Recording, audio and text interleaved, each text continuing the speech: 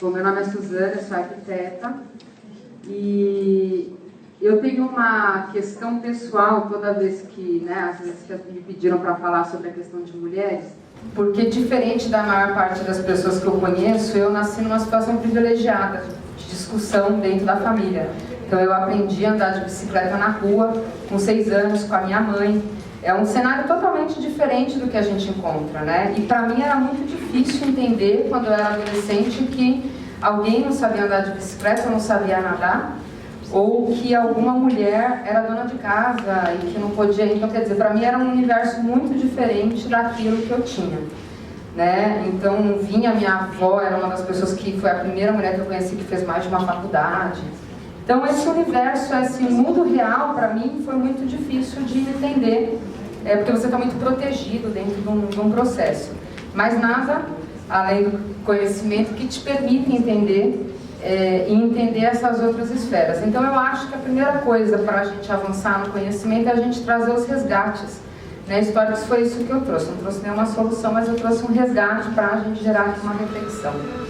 Então, a primeira coisa é falar o que é essa relação da mulher e a bicicleta dentro da mobilidade, né? O que significa isso. Então, a gente tem aí, né, desde o século passado, essa questão da mulher, ela está ali se relacionando. Em 1896, né, a Susan Anthony, ela faz exatamente essa reflexão de que a bicicleta foi um elemento transformador no universo da mulher. Então, a gente vê aí, né, que desde mulheres fazendo reparo ou circulando na rua, mas aí a gente vai gerar sempre a reflexão qual é esse perfil de mulher, né, que estava nessa discussão. Então a gente tem que a bicicleta começou o uso dela em 1860, ela era um signo de elegância, né, então para que as mulheres andavam de bicicleta era algo muito...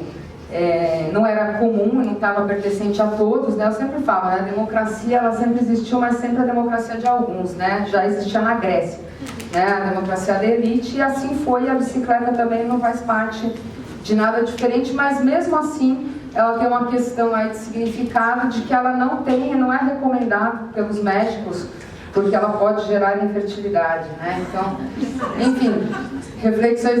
Tem um livro muito interessante, né, de 1896 também, que os médicos eles não recomendam que as mulheres pedalem. Mas as mulheres, mesmo assim, desde aquela época, elas encontraram alguns lugares para se encontrarem. Esse era um lugar aberto em que tinha um encontro, ele chama, inclusive, Praça do Ciclista aí, que era exatamente um lugar em que algumas mulheres francesas se encontravam à tarde, que era o primeiro espaço em que elas poderiam demonstrar a independência delas, e, claro, sempre dentro dessa questão de sociedades mais elitistas, e criaram, inclusive, vestimentas próprias aí para poder pedalar. E além da mobilidade urbana, que a gente fala nesse contexto, existiam mulheres que já tinham uma visão muito mais ampla, né? A Annie Londonderry, ela foi a primeira mulher a viajar ao redor do mundo, né? Ela fez um circuito envolvendo vários países, né? Inclusive árabes, que eu sempre falo que o meu grande desafio vai ser subir numa bicicleta e entrar no Iêmen. No dia que eu conseguir fazer isso, eu vou ser muito mais, né, evoluída, mas ainda não consegui. Como as velocistas. Então, quer dizer, a bicicleta além do padrão de mobilidade urbana que a gente sempre fala, e isso está em discussão desde aquele momento. Então, não é nada novo para quem achar que pode viajar ao mundo e ser a primeira, nunca vai ser, né? E aí foi evoluindo, né? Então, quer dizer, a discussão de como carregar seu filho, a questão de que roupa eu coloco, a questão da idade, do gênero na rua, isso foi uma discussão muito comum durante o século XX.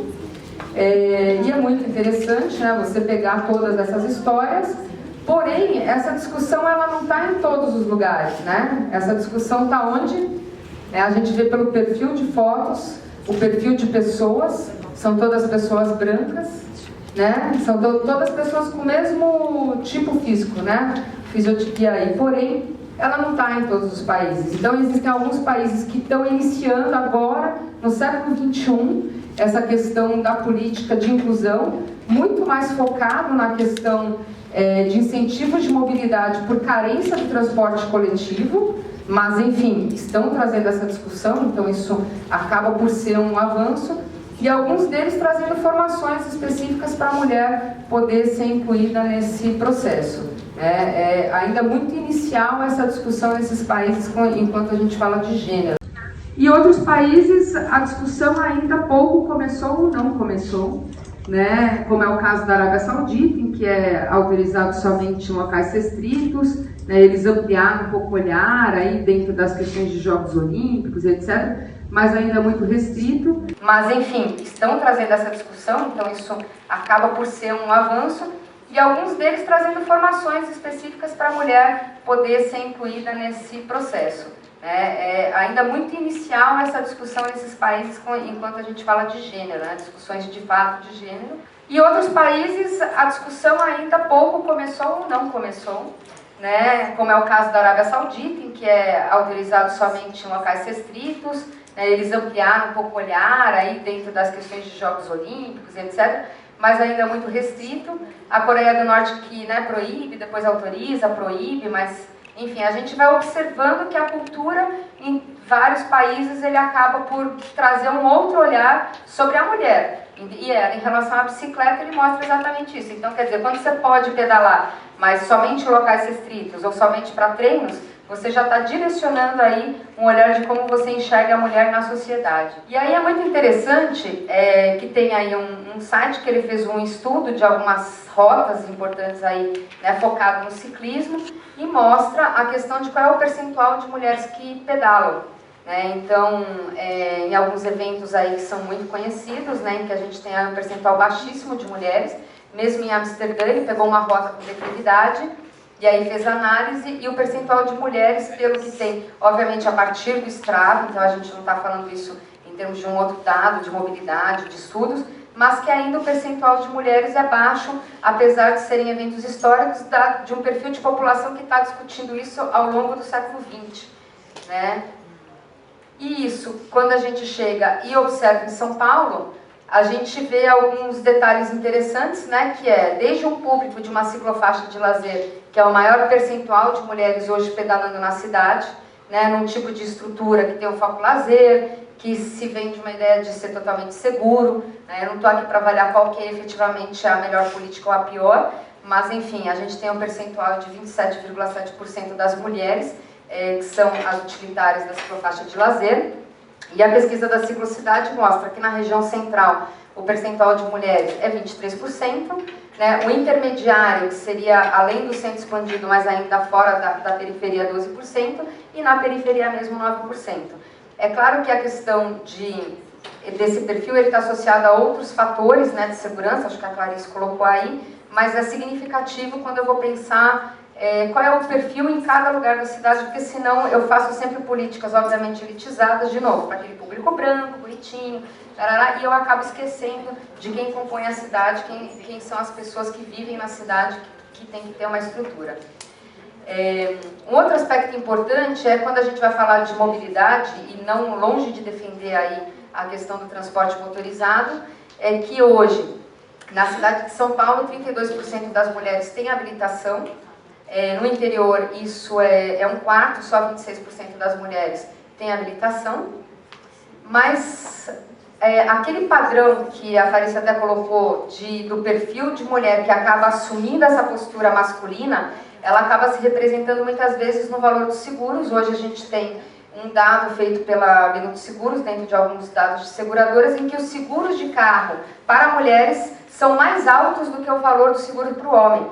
Ou seja, quem entende do trabalho de seguradoras, ele vai avaliar vários parâmetros dentre eles a questão de como a mulher dirige no trânsito e entre outros fatores. Ou seja, a gente já tem um comportamento aí para um determinado perfil de mulheres de 35 anos muito semelhantes ao perfil de condução de homem.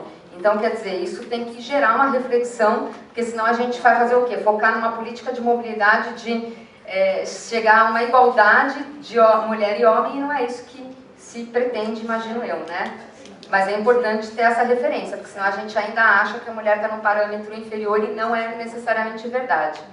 E aí quando a gente fala da estrutura, né, de quem pensa a mobilidade na cidade, hoje a atribuição de pensar a política cicloviária, ela está dentro da Secretaria Municipal de Transportes, mais especificamente na CET, que tem 20% das mulheres em cargos comissionados, independente da função, e 80% são homens. Né, que são, na verdade, as pessoas que tomam a decisão. Né? E aí, Então, esse é o cenário que a gente tem da estrutura. Acho ainda que dentro das secretarias esse é um dado ainda bastante positivo, né? Já foi diferente ainda. E só a Câmara Temática conseguiu agora, com uma lei, um decreto que é exatamente exigindo uma paridade, que a gente seja meio a meio. Né? Então, quer dizer, sem isso, o que a gente está falando? Em quem está participando da discussão e como está participando da discussão. Mas aí eu vou fazer um parênteses aí, que quando eu defendo muito que para a gente ter uma discussão igual, tem que ter um empoderamento.